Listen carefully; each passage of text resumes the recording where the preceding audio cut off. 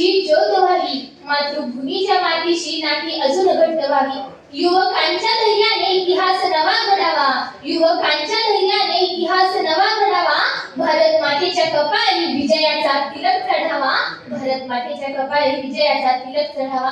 आदरणीय परीक्षक मंडळ, उपस्थित आपण सर्व मान्यवर आणि श्रोते हो, आपल्या सर्वांना सस्नेह नमस्कार.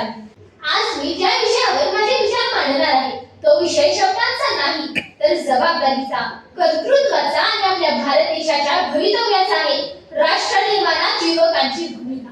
मित्रहो, राष्ट्र निर्माण म्हणजे फक्त उंच इमारती उभारणे, रुंद रस्ते बांधणे किंवा आधुनिक तंत्रज्ञान विकसित करणे नव्हे.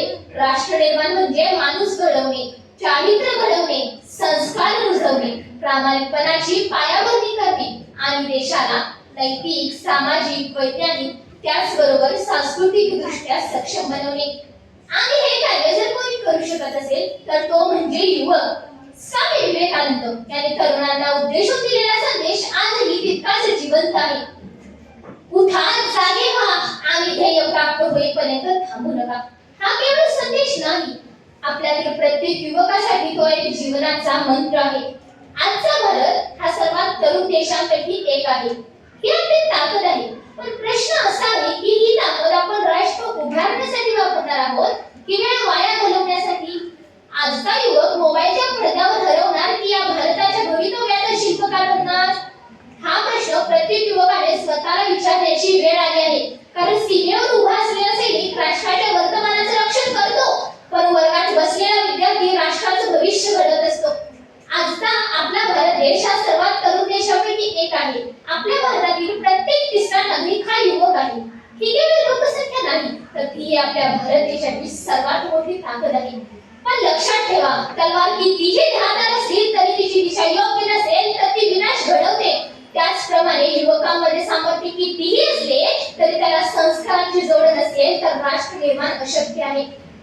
स्वामी विवेकानंद यांनी युवकांना आवाहन करताना सांगितले होते, मला फक्त 100 निष्ठावान चारित्र्य संपन्न युवक द्या, मी संपूर्ण भारताचे चित्र बदलून दाखवीन.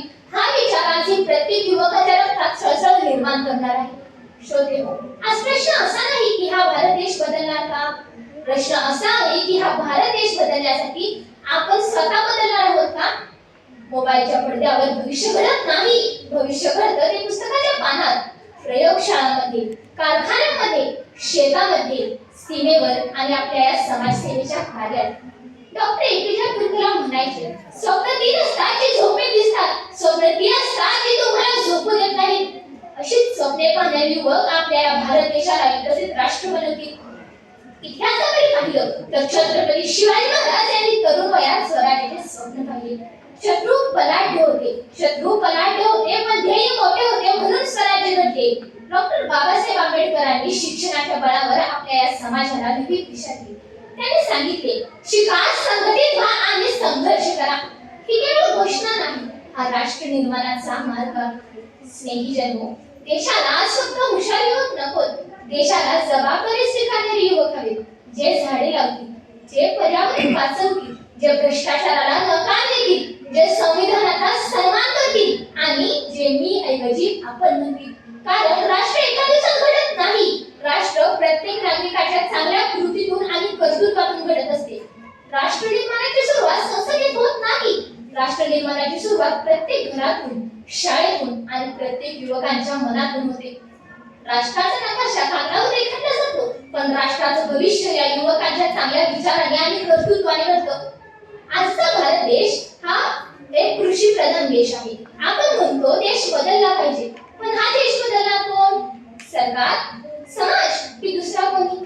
नाही, देश बदलण्याची सुरुवात तुमच्यापासून आणि माझ्यापासूनच होणार आहे. ज्योत अशी पेटू दे, प्रत्येक हृदय उजळू दे, युवकांच्या कर्तृत्वाने हा भारत देश पुन्हा फुलू दे, युवकांच्या कर्तृत्वाने हा भारत देश पुन्हा फुलू दे. हातात ध्येय, हृदयात मातृभूमीचा अभिमान असू दे, युवकांच्या कर्तृत्वाने भारत देश पुन्हा फुलू दे, राष्ट्र सेवेच्या वाटेवर प्रत्येक पाऊल पडू दे, राष्ट्र सेवेच्या वाटेवर प्रत्येक पाऊल पडू दे. महात्मा गांधी यांनी सांगितले होते, तुम्हाला जगात जो बदल पाहायचा आहे तो बदल आधी स्वतःमध्ये घडवा. हा विचार जर प्रत्येक युवकाने स्वतःच्या जीवनात उतरवला तर राष्ट्र निर्माणाची प्रक्रिया आपोआप सुरू होईल. प्रसिद्ध हो. देशाला सुद्धा श्रीमंत युवक नको, देशाला कर्तव्यनिष्ठ आणि चारित्र्य संपन्न युवक हवेत. देशाला फक्त यशस्वी युवक नको, तर देशाला प्रामाणिक युवक हवेत. कारण राष्ट्र एका दिवसात घडत नाही, ते प्रत्येक नागरिकाच्या कृतीतून घडत असते. लक्षात ठेवा, राष्ट्रांचा इतिहास युद्धजिंकणाऱ्याने लिहिला असेल, पण राष्ट्रांचं भविष्य युवकांच्या चांगल्या कर्तृत्वाने आणि विचाराने घडतं. राष्ट्र एका दिवसात घडत नाही, ते आपल्या प्रत्येक कृतीतून घडत असते.